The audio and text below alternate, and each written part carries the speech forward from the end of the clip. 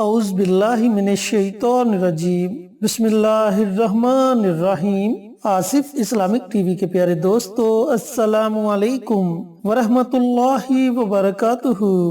اللہم صلی علی محمد وعلی آل محمد کما صلیت علی ابراہیم وعلی آل ابراہیم انک حمید مجید۔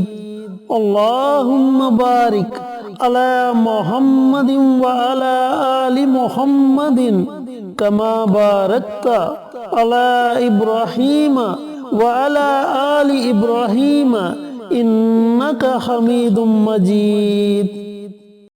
میرے دوستو، میرے بھائیوں، میری بہنوں، 15 شعبان کی رات جس سے شب برات کے نام سے بھی جانا جاتا ہے، یہ بڑی فضیلت والی اور بڑی برکت والی رات ہے۔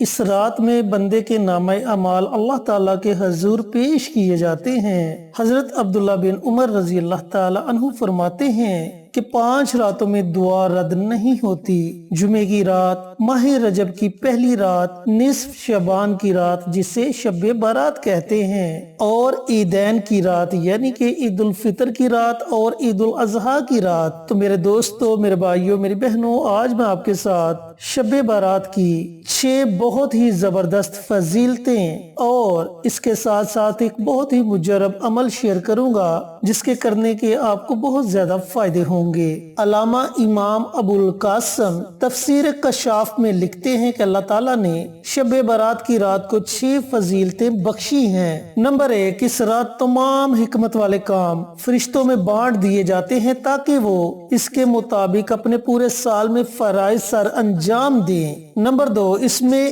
عبادت سے جو ثواب ملتا ہے وہ دوسری راتوں کے مقابلے میں زیادہ ہوتا ہے۔ چنانچہ ایک حدیث میں ہے، حضور صلی اللہ علیہ وآلہ وسلم نے فرمایا، جو شخص اس رات میں 100 نوافل پڑھے گا، اللہ اس کے پاس 100 فرشتے بھیجے گا۔ ان میں سے 30 فرشتے اسے جنت کی خوشخبری سنائیں گے اور 30 فرشتے اسے دوزخ کے عذاب سے امان کی خوشخبری سنائیں گے اور 30 فرشتے اس سے دنیا کی آفات و بلیات کو دور کریں گے اور باقی 10 فرشتے اسے شیطان کے فریب اور دھوکے سے بچائیں گے۔ نمبر 3، اس رات کو حضور صلی اللہ علیہ وآلہ وسلم کی امت پر خاص رحمت اترتی ہے۔ چنانچہ حدیث شریف میں ہے کہ رسول اللہ صلی اللہ علیہ وآلہ وسلم نے ارشاد فرمایا کہ اللہ اس رات میں میری امت کے اتنے لوگوں پر خاص رحمت فرماتا ہے جتنے بنی کلب قبیلے کی بکریوں کے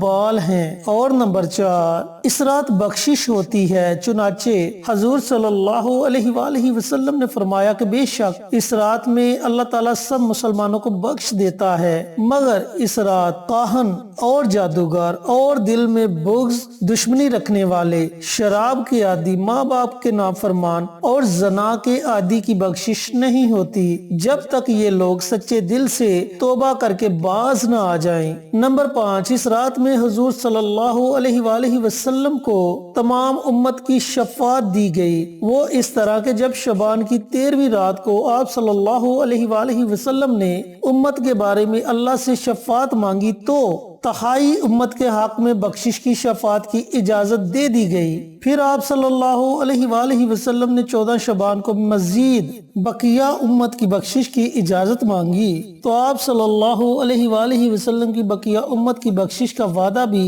فرمایا گیا۔ جو شخص سرکش ہو کر اللہ اور رسول صلی اللہ علیہ وآلہ وسلم کی اطاعت سے ایسے بھاگے جیسے اونٹ اپنے مالک کے ساتھ زور آزمائی کر کے رسی چھڑا کر بھاگ جائے، اس کی شفاعت نہ فرمائیں، یعنی بد عقیدہ ہو جائے یا ایسا بد عمل کے نیکی کو کوئی اہمیت نہ دے اور نہ اس بات کا احساس کرے کہ خدا اور رسول صلی اللہ علیہ وآلہ وسلم کی عملی بغاوت کر رہا ہے، بلکہ اپنے اس برے عمل پر بغاوت اور سرکشی پر خوش ہو اور نیکی کا مذاق اڑائے تو وہ بندہ اسلام سے خارج ٹھہرا۔ نمبر 6، ہر شب برات میں اللہ تعالیٰ زمزم کے کنویں میں بھی برکت نازل فرما دیتا ہے۔ تو میرے دوستو، میرے بھائیوں، میری بہنوں، شب برات برات کی رات، یہ 6 فضیلتیں اللہ رب العزت نے عطا فرمائی۔ چینل پر نئے آنے والے دوستوں سے گزارش ہے کہ چینل کو سبسکرائب کر کے ساتھ گھنٹی کے بٹن کو دبا کر آل نوٹیفیکیشن پر کلک کر دیں تاکہ میری ہر نئی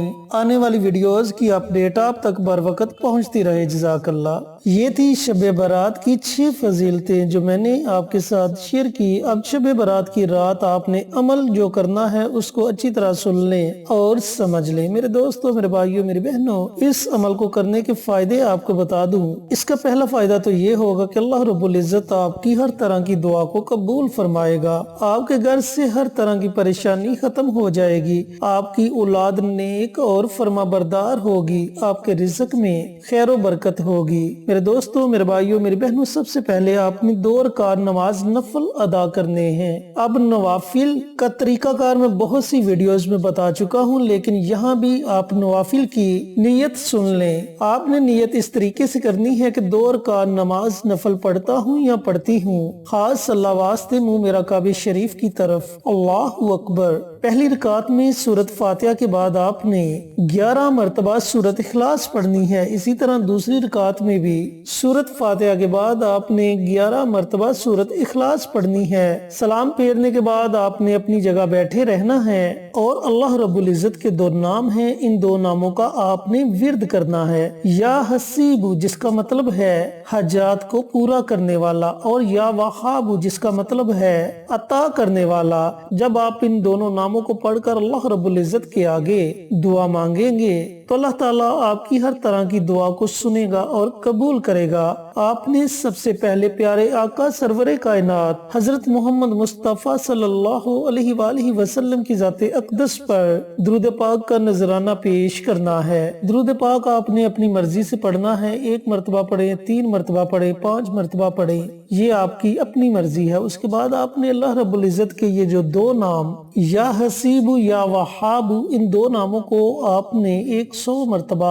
پڑھنا ہے، اور دونوں ناموں کو آپ نے اکٹھا پڑھ کر ایک تصور کرنا ہے۔ یا حسیب یا وہاب، یہ 1 ہو گیا، یا حسیب یا وہاب، یہ 2 ہو گئے۔ اس طریقے سے آپ نے ان دونوں ناموں کو 100 مرتبہ پڑھنا ہے، اور آخر میں آپ نے پھر پیارے آقا سرور کائنات حضرت محمد مصطفیٰ صلی اللہ علیہ وآلہ وسلم کی ذات اقدس پر درود پاک کا نذرانہ پیش کرنا ہے، اور پھر اللہ رب العزت کی بارگاہ میں اپنی حاجات کے لیے، اپنے مقاصد کے لیے خصوصی دعا مانگے۔ انشاءاللہ آپ کے ہاتھ اٹھانے میں دیر ہوگی، لیکن اللہ رب العزت کی بارگاہ میں آپ کی قبولیت میں ذرا بھی دیر نہیں لگے گی۔ میرے دوستوں، میرے بھائیوں، میری بہنوں، یہ بڑی مبارک رات ہے، بڑی فضیلت والی رات ہے۔ اس رات کو ہرگز ضائع مت کریں، اس رات سے ضرور فائدہ اٹھائیں، اللہ رب العزت کی خوب عبادت کریں، اور جو عمل میں نے آپ کو بتائے اس رات کو یہ عمل بھی ضرور کریں۔ انشاءاللہ ان اعمال کے کرنے سے آپ کو بہت زیادہ فائدے ہوں گے۔